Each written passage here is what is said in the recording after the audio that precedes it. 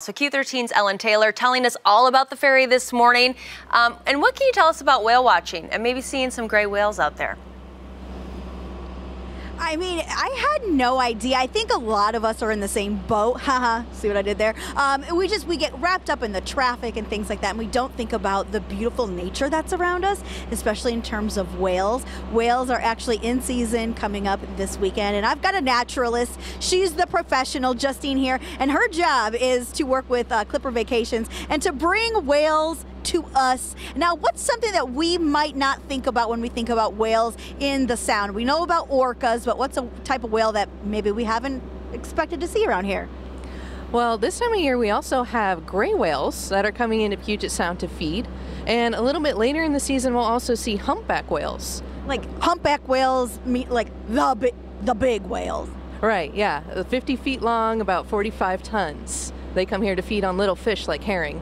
And that's something that we can see as we take the Clipper back and forth. And like you take some different tours around the area, right? That might be good for families and things like that. Yes, definitely. We have our gray whale tour in the spring right now that's leaving this weekend. And then we also have a tour to Friday Harbor, and it's on that tour that you're likely to see orcas and humpback whales. So you're telling me about these humpback whales, and they have a very unique way of hunting, if you will. Can you explain that to me?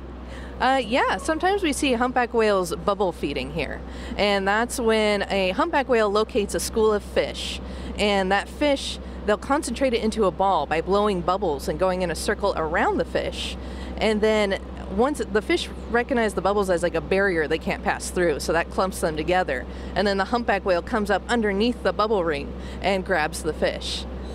Oh, can you imagine you're just hanging out and all of a sudden, how? There you go. Okay, I don't know if there's like a politically correct way to call these animals, but you know, you hear them called orcas, you hear them called killer whales. I mean, are we not calling them killer whales anymore? What's the difference between the two real quick? Well, those names are actually interchangeable. Oh. The scientists usually prefer to call them killer whales. That's their official common name. But most people prefer to call them orcas because that doesn't sound quite as mean or scary. Right, I was a little bit nervous. I wanted to talk about, you know, the orcas and the killer whales, and I said, oh no, I can't call them killer whales. Anyways, the Victoria Clipper taking out lots of people out on vacations, things like that, around the Sound. Places that you see in magazines, you can also see right here in your backyard. So make sure you come by and check it out. Only other place that you can walk across international lines is through here. Right. You guys, right?